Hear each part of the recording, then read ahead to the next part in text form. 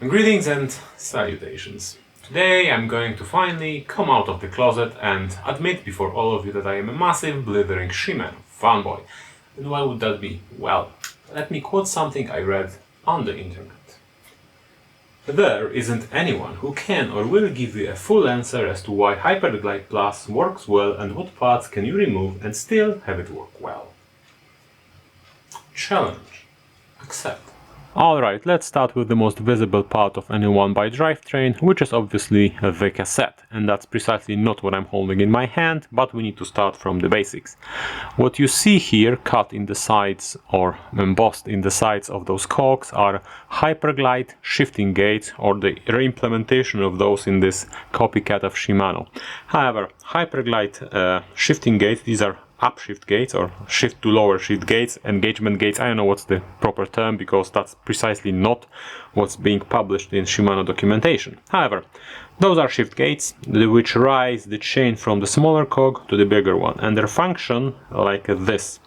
The cogs are arranged in a manner that allows the chain to move from one cog to another, and those cuttings and twistings of the teeth allow the chain to move freely from one cog to another.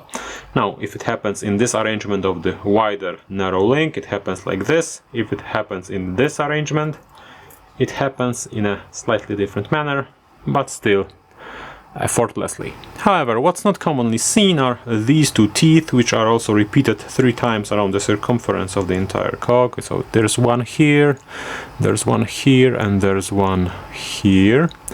And those teeth are there to facilitate disengagement of the chain from the cog as it is moving in the direction of a smaller one. Essentially like this, or like this, depending on the timing. Now, the magic of Hyperglide Plus is that the entire infrastructure of the gate that moves the chain from one cog to another has been repeated in the opposite direction somewhere here. You can see it on the screen right now, and it is to facilitate the downshifting from the bigger cog to the smaller one, and that makes the cassette much less reliant on the B-gap in order to facilitate a shift. This entire infrastructure, when it is facing the other direction, allows for the chain to leave the cog with much more ease, so the shifting from the bigger to the smaller cog is much less, well, erratic, I think. Shimano has done this years ago with the IG system, but that wasn't really popular, but it was working in the same principle. The gate that was shifting the chain from the smaller to the bigger was also applied to the bigger to the smaller. The other detail to remember is that this opposite gate is only working because on the Hyperglide Plus cassettes only the 3 biggest cogs have this opposing gate, because in order to actually have it you need to have a specific tooth counts on those cogs. So the 51, 45, 39 are all divisible by 3 and by 6, and that allows the other gate, which is shifting from the bigger to the smaller, to be timed in the same manner that the gate from the smaller to the bigger one is timed. Alright, let's talk about the chains then. These are 4 chains from different manufacturers. This is a SRAM PG 971 9-speed. This is Sunrays 10-speed something something. This is Shimano HG 700 11-speed, and this is Shimano 7100 SLX 12-speed Hyperglide Plus. What's the difference between all of them? Obviously, the larger the amount of cogs, the narrower the chain becomes. That's expected. Obviously, these two aren't armed with all the chamfers, all the features of the dynasis shifting, which is present on the Shimano 11 and 12 speed, and obviously both of these are single-sided, which these two aren't. However, what's the difference between this one and these 3? Well, I'm going to give you 5 seconds and we'll see if you can spot it.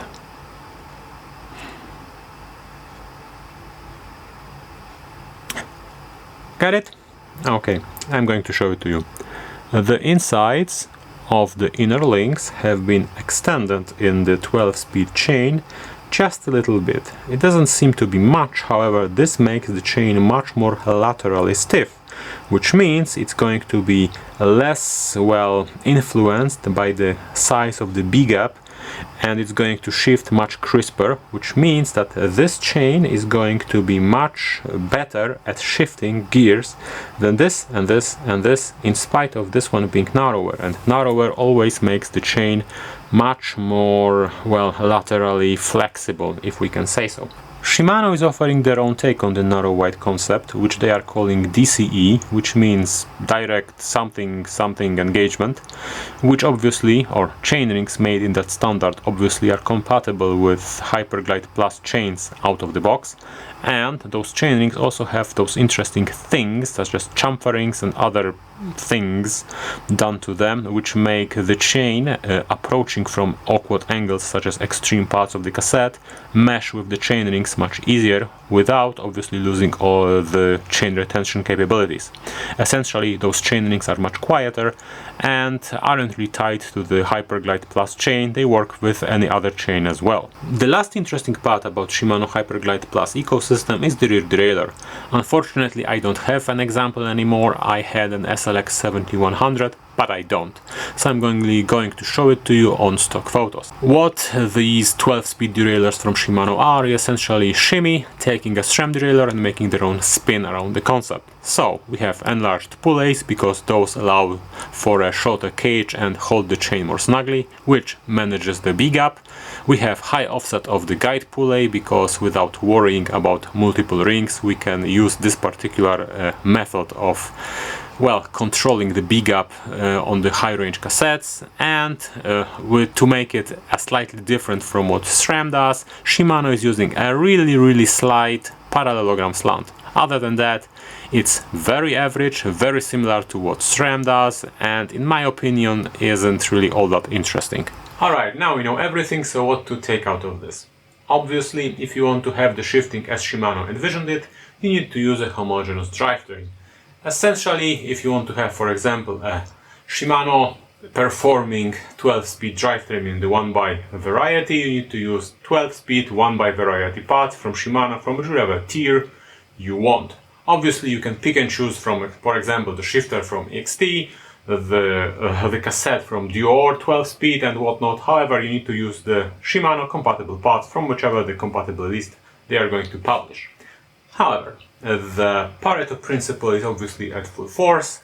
So, how to get that 80% with paying 20% in the input taxes? In my opinion, the centerpiece, the keystone in the entire Hyperglide ecosystem is the chain, because it is essentially the Dynasys 10-speed or 11-speed chain, which has been extended with those knobs in the inner part of the inner links, which make the entire chain more laterally stiff, which makes it more tolerant to the B gap, which makes it essentially a drop-in replacement for just about any 12-speed drivetrain out there, and I guess it would also work perfectly fine on 11-speed or even 10-speed maybe, although there is that issue that if you're using it on a system with a derailleur and it's not 12-speed, then the cage of the front derailleur is going to be a bit too wide for the chain, so the adjustment of the front derailleur is going to be all that much a little bit more, well, involved essentially.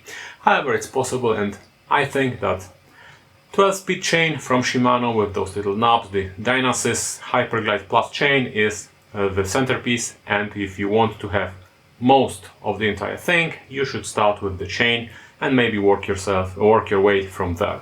The second part that makes the Hyperglide Plus ecosystem work so great is the cassette. Because it is the Hyperglide cassette, which is a system that we've been using for the last 30 years and has been pretty much tried and confirmed to work great and has been copied in numerous variations by numerous companies, and it has been extended with that additional feature of the opposing shift ramps on the largest cogs. By the way, Hyperglide Plus cassette is the one that has actually those opposing ramps on the three largest cogs, so obviously from Shimano currently only those which end with the 51 tooth cog are actually Hyperglide Plus. The third part of the system is obviously the rear derailleur, and in my opinion the rear derailleur is kind of underwhelming because its operation has been tightly wound into the performance of the chain and the cassette combo, and obviously if you don't have the Hyperglide Plus cassette and chain, that is not going to perform well, kind of as you would expect from Shimano. If you recall, in my testing of the Bulani cassette, I had trouble with adjusting the SLX 7100 rear derailleur on that particular cassette, and the Chinese offerings from S-Ride and Al2 worked perfectly. Actually, my wife is still using the Al2 derailleur on that particular cassette and works perfectly well. And that means that I can't really recommend using the Shimano rear derailleur on 12-speed drivetrain as a standalone for, I don't know, something else, even if it's coupled to a Shimano shifter or whatever. I think my experience tells me that the Shimano rear derailleurs in the 12-speed 1x variety are really tightly wound to the performance of the cassette and chain, which is why I am recommending the cassette and chain first.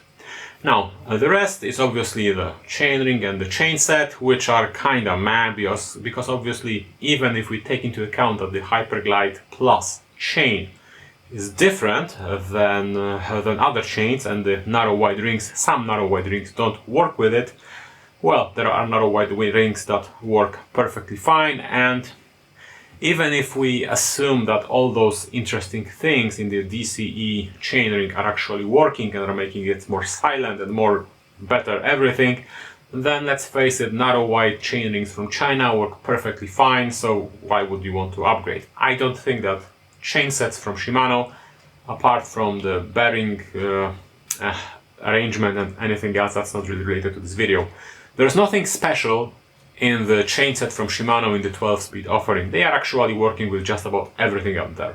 And the last part of the system is obviously the shifter, and the shifter in the 12-speed format from Shimano is just like every other shifter in 12-speed or 11-speed or 10-speed or 9-speed even from Shimano, which means that you get instant release, double release, two-well release, and any other release. Essentially, you can molest the little lever to downshift or upshift or shift to the smaller cog from whatever direction, considering if you're getting XT or SLX or Dior or whatever. Sometimes you can take off the indicator, sometimes you don't, but essentially it's the same rapid fire shifter from Shimano, which you know and either love or despise. Anyhow, I hope this clarifies the issue I have raised with the quote I have read at the beginning. I hope you like this video, I hope you're going to share it around, I hope you're going to subscribe to the channel because my fragile ego requires it, and I hope to see you on the next one.